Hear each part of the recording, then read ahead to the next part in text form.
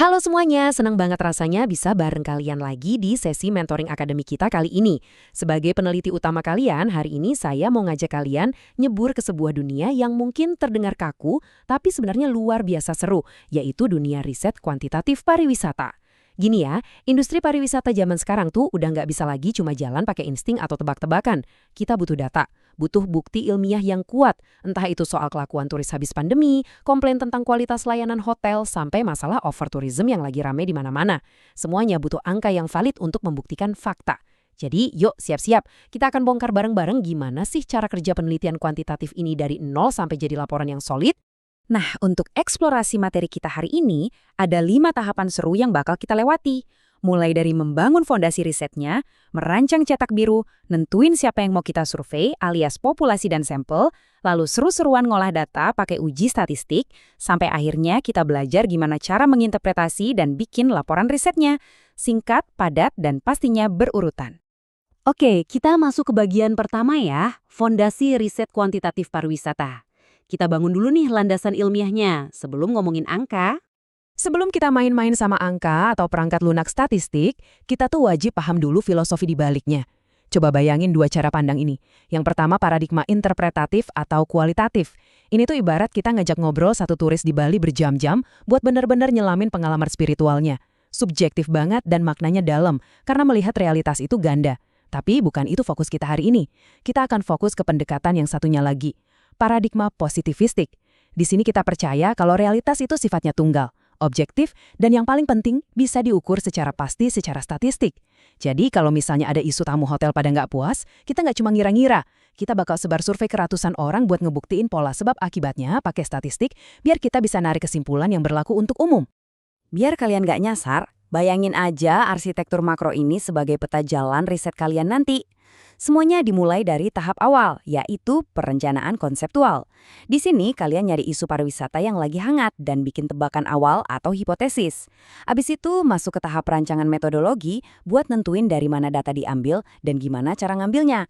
Kalau udah matang, baru deh kita jalan ke tahap pelaksanaan. Terjun langsung ke lapangan, kumpulin data, dan kita eksekusi pakai teknik statistik. Terakhir banget, tahap akhir, di mana kalian nulis laporan penelitian yang solid. Mengingat alur logika ini tuh penting banget loh, biar kalian tetap fokus dari awal sampai beres, dan gak tersesat di tengah jalan. Lanjut ke bagian kedua, merancang cetak biru penelitian. Disinilah kita mulai merumuskan masalah dan variabel-variabelnya. Sebagai pembimbing kalian, saya mau ngingetin satu hal di awal. Kalian mau pakai perangkat lunak statistik paling mahal sekalipun, itu nggak bakal bisa nyelamatin riset yang rumusan masalahnya berantakan. Semuanya bermula dari satu pertanyaan yang tajam. Kayak pertanyaan ini nih, seberapa besar pengaruh kualitas layanan hotel terhadap kepuasan wisatawan domestik? Ini contoh yang cakep banget. Kenapa? Karena kita berhasil ngambil masalah di lapangan yang tadinya abstrak banget, kayak keluhan tamu di lobi, terus kita ubah jadi pertanyaan sebab akibat yang spesifik, jelas, dan siap buat diukur pakai angka. Nah, mari kita bedah pertanyaan tadi. Dalam dunia kuantitatif ini, kita itu bekerja sama yang namanya variabel. Dalam kasus tadi, kualitas layanan itu posisinya sebagai variabel independen, atau kita sebut aja variabel X. Ini tuh ibaratnya sang aktor utama, variabel bebas yang ngasih pengaruh atau bikin perubahan. Terus kepuasan wisatawannya apa? Itu adalah variabel dependent atau variabel Y. Dia ini variabel terikat, yang nerima akibat atau dipengaruhi oleh si X tadi. Dari konsep teori yang kedengarannya mengawang-awang ini, nantinya bakal kita turunin lagi jadi indikator-indikator yang nyata, biar gampang diukur pas kita turun ke lapangan. Kalau masalah udah jelas, sekarang saatnya kita bikin tebakan ilmiah yang didasarin sama teori. Kita nyebutnya hipotesis. Coba anggap ini kayak pertandingan dua kubu yang berisiko tinggi. Kubu pertama itu hipotesis 0 atau H0. Si H0 ini orangnya pesimis banget. Dia bakal selalu bilang, nggak ada pengaruhnya, atau nggak ada hubungan sama sekali antara kualitas layanan dan kepuasan. Di pojok ring yang satu lagi, ada hipotesis alternatif atau HA. Ini klaim yang optimis yang bunyinya terdapat pengaruh positif. Nah, biasanya nih, para mahasiswa itu diam-diam komat kamit berdoa supaya si H yang menang. Tapi ingat ya, etika dasar kita, tugas kalian sebagai peneliti itu bukan memanipulasi data supaya H menang. Tugas kalian cuma satu, tetap objektif, biarin datanya yang bertarung, dan putuskan siapa pemenangnya dengan jujur. Dari situ, muncul dong satu pemikiran kritis buat kalian semua. Gini, Gimana caranya kita bisa yakin 100% kalau data yang kita kumpulin di lapangan dari ratusan kuesioner yang disebar ke turis itu benar-benar akurat? Gimana kita tahu kalau itu beneran mewakili target populasi kita dan nggak berujung ngasih kesimpulan yang cacat? Hayo, ada yang kepikiran? Jawabannya ada di bagian ketiga kita, populasi, sampel, dan instrumen. Kita bahas teknik pengumpulan data yang paling tepat yuk. Percaya deh, kuat atau enggaknya kesimpulan kalian di akhir nanti itu bergantung mutlak sama siapa yang kalian survei. Kalau dari awal datanya udah salah sasaran, ya hasilnya pasti ikutan cacat. Ibaratnya tuh garbage in, garbage out. Makanya hal pertama yang harus ditentuin adalah teknik sampling.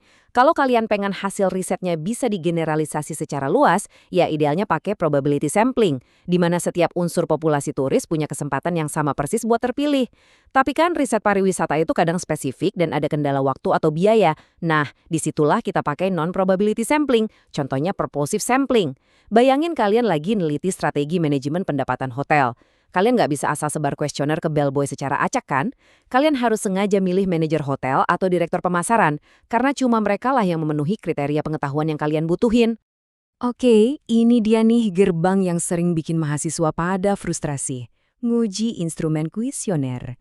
Dengerin baik-baik. Sebelum kalian nekat nyebar kuesioner ke ratusan turis, kalian itu wajib banget nguji kuesionernya ke sampel kecil dulu.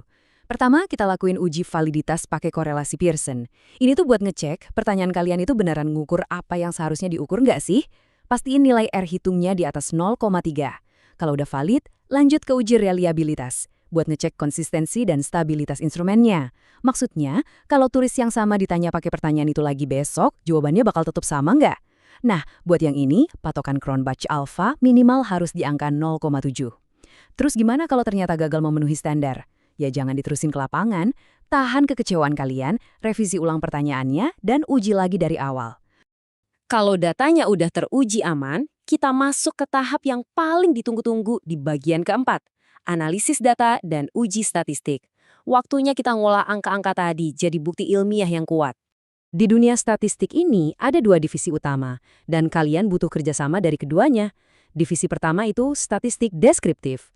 Tugasnya murni cuma buat ngasih gambaran dari data sampel yang ada. Misalnya nih, dari data kalian nemu rata-rata atau min kepuasan tamu hotel ada di angka 8 dari 10. Wah, kelihatannya bagus banget kan? Eits, tunggu dulu.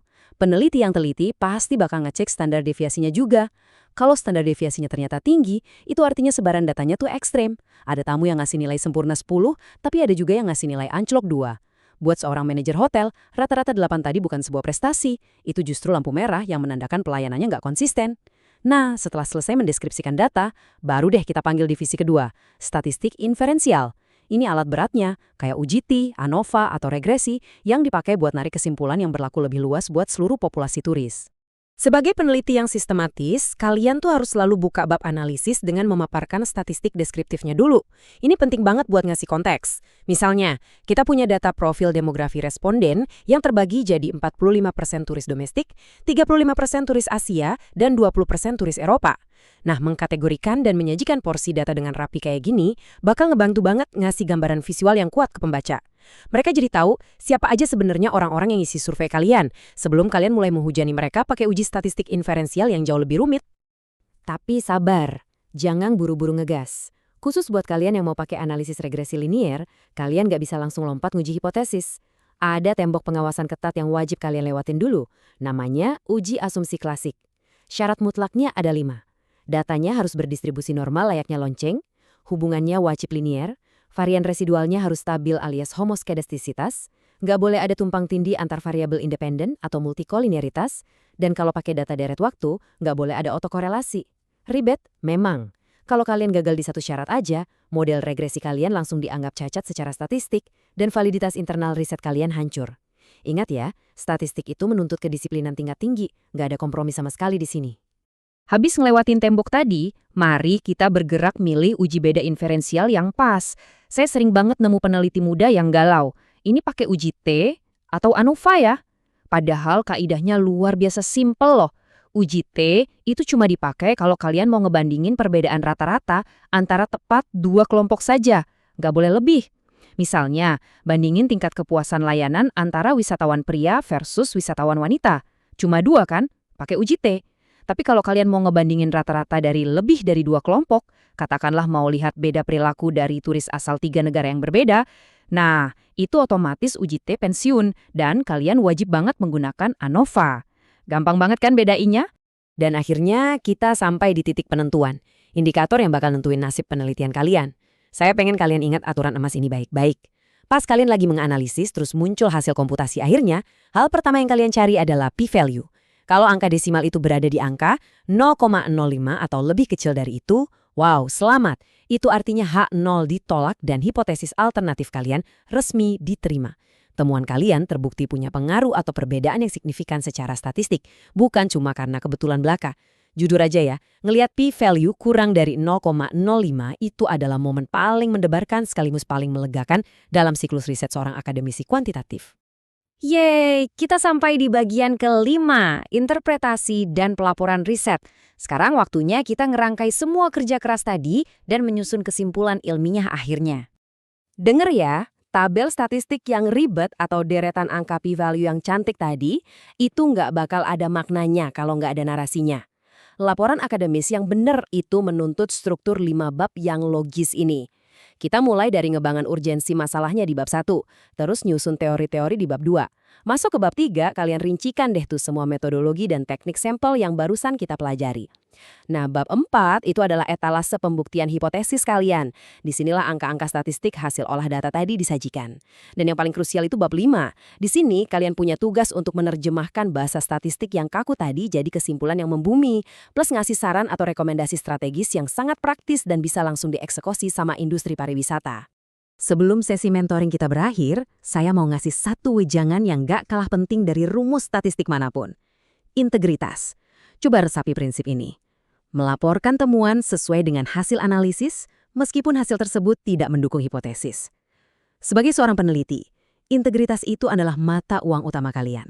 Jangan pernah, sekali lagi dalam kondisi apapun, kalian coba-coba memanipulasi data mentah atau memaksakan p-value cuma demi ngebuktiin teori optimis kalian di awal.